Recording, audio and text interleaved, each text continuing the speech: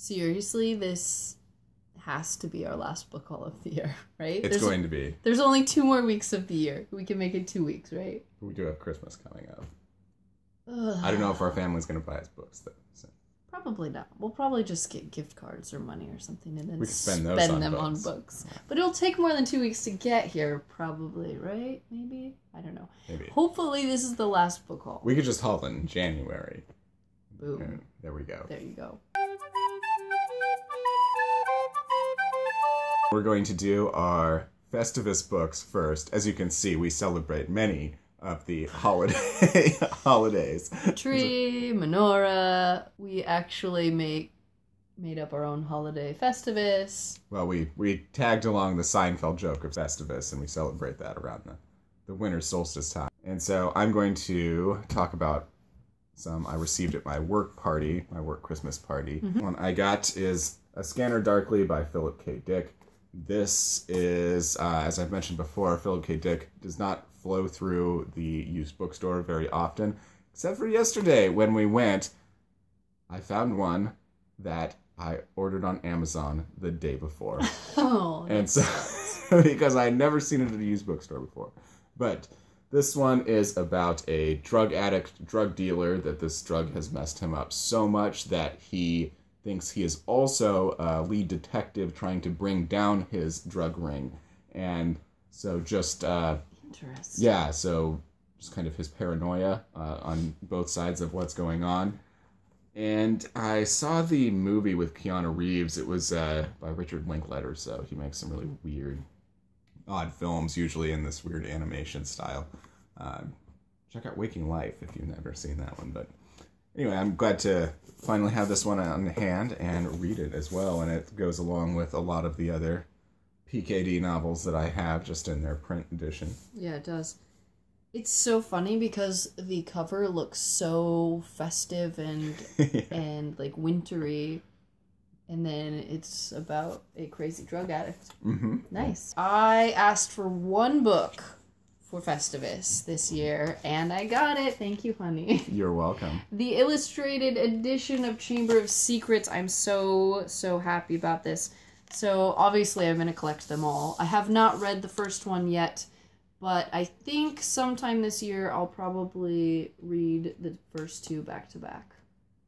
I'm intrigued to get into the illustrations. Mm-hmm. I mean, look at that. How freaking stunning is that? Gorgeous. I keep asking the kids if they want me to read these to them, and they keep...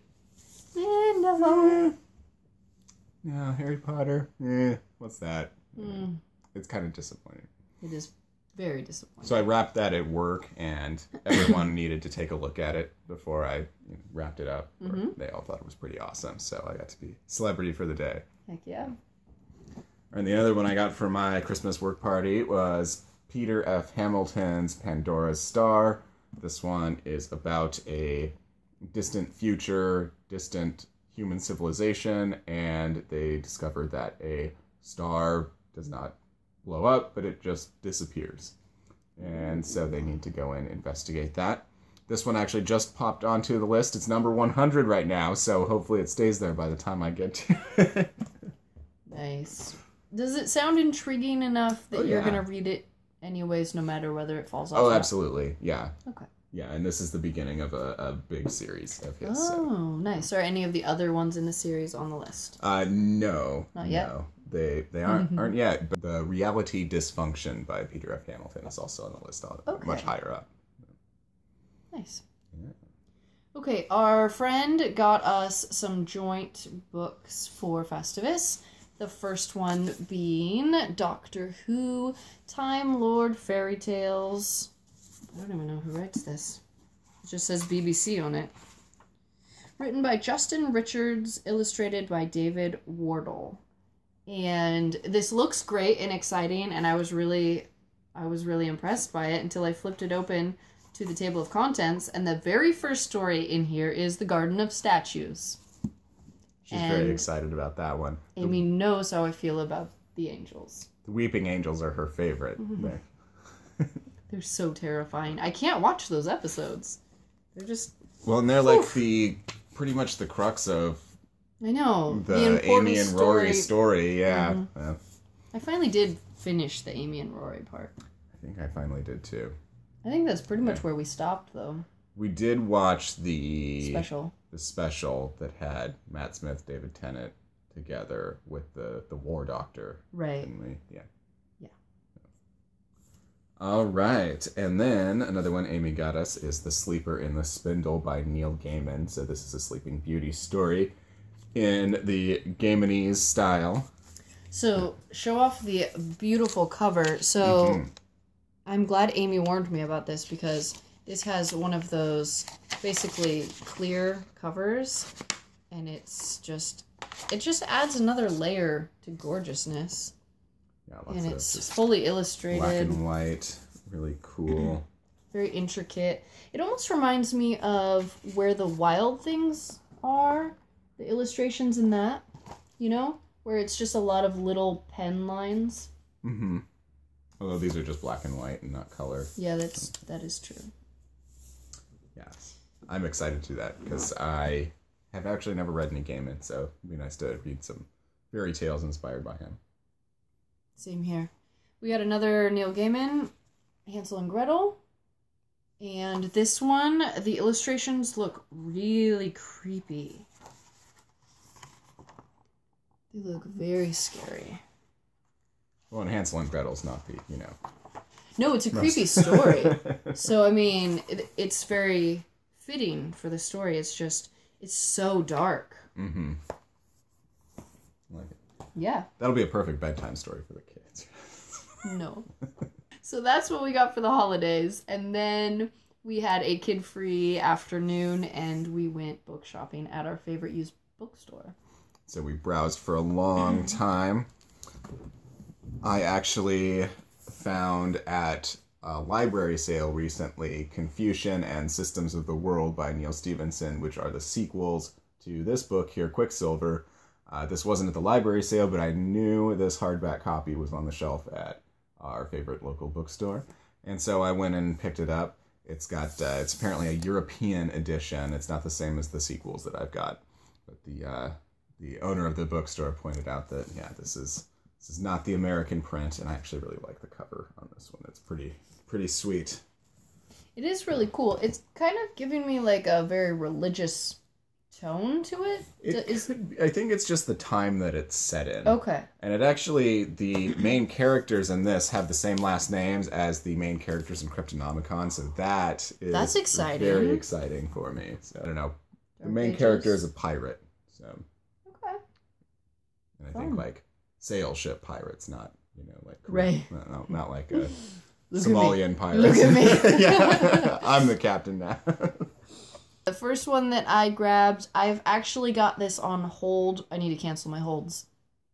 At the physical library and online, on the online library. Mm-hmm. And I have been waiting for a really long time. But they had this on the shelf for like $2. So it's just a trade paperback. But this is Magic's Pawn, yeah. By Mercedes Lackey, book 1 in The Last Herald Mage.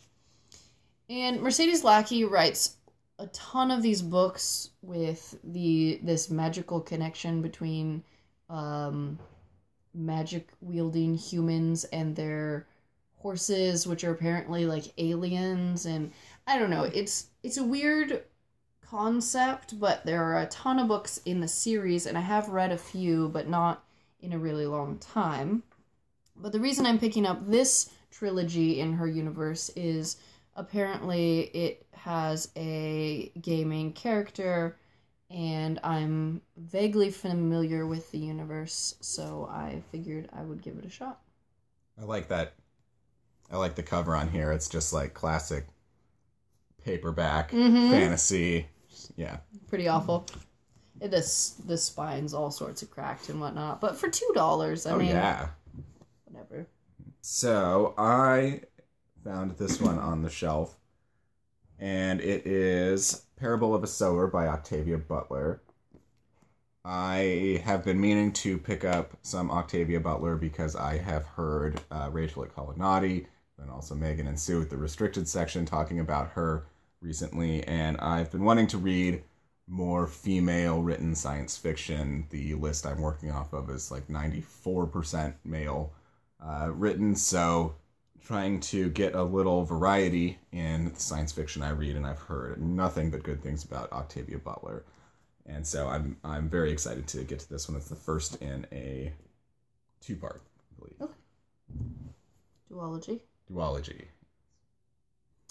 I was surprised to see this in a mass market paperback because I've never seen it before. But this is The Lies of Locke Lamora by Scott Lynch. And I've heard a lot of people talking about this book recently. I don't think it's a new book, but I'm just now hearing about it. It's the beginning of a series, and it's fantasy. And other than that, I really don't know what it's about. I think it's like an anti-hero fantasy. It says it's a mixture of Robin Hood and Ocean's 11. Oh. I found this a couple days ago at the neighboring branch of our favorite bookstore. This is The Claw of the Concilator by Wolfe. This is the second book in the Torturer series, or it's called the Book of the New Sun series. I loved Shadow of the Torturer, and so I was really excited that I found this nice hardback edition of the sequel to it, and this actually won a Nebula Award. And then, just yesterday when we were at our local branch, I saw a hardback copy of Shadow of the Torturer, and so, of course, I had to grab that. Even though it was expensive, the owner, when he was checking us out, said, "You saw the price on this one, right?" I said, yeah, I did, but had to have it. Had to have it. And then as well, I found book number 3 in the Book of the New Sun by Wolfe, and in just paperback, and talk about those fun, cheesy paperback covers, and a weird guy, and then the main character with the sword. This one is The Sword of the Lictor. And so now I'll just have to find part 4 somewhere, but I will probably read Claw of the Concilator and Sword of the Lictor as part of my goal to read something outside of the list once a month. Because Shadow of the Torturer ended on a complete cliffhanger. So. And you really enjoyed it. Yeah. It was really good. All right, sorry, I did 3 in a row. No, you're fine. I was going to encourage that because I need to do these 2 together. I found The Book of Phoenix and Who Fears Death by Nnedi Okorafor. I'm actually currently in the middle of The Book of Phoenix and absolutely loving it. So I think Who Fears Death was published first, but then this is a prequel. So I'm reading it in chronological order instead of publication order. And so far, it is a beautiful story. Very weird, but gorgeous, and it's about a woman who was living in a tower where scientists were doing experiments on her, and she just always considered it her home, and then one day she realized she's actually being held captive, and they're torturing her, and that's not normal, and so she tries to escape, and a whole bunch of crazy stuff happens. It's really good. It's just so beautifully written. I'm just absolutely in love with that. And this is the first Nnedi Okorafor I'm reading, and so now I want to pick up every single thing that she's written because it's really, really good. Yeah, I'm definitely going to read those. Yeah. And then the last one I got was Planetfall by Newman. And I honestly don't really remember what this is about, but it's been on my TBR for a little while, and Newman is an award-winning author. I don't know for this one. I don't know. I know nothing about this, but I know I want to read it, so that's what I've got. All right, there's another book haul from us there. Book buying ban from here on out, we promise, right? Probably, though. Yeah. Anyway, leave us some comments if you've read anything or want to read anything, have any suggestions based on anything we got here. We'll see you next time, everyone. Bye.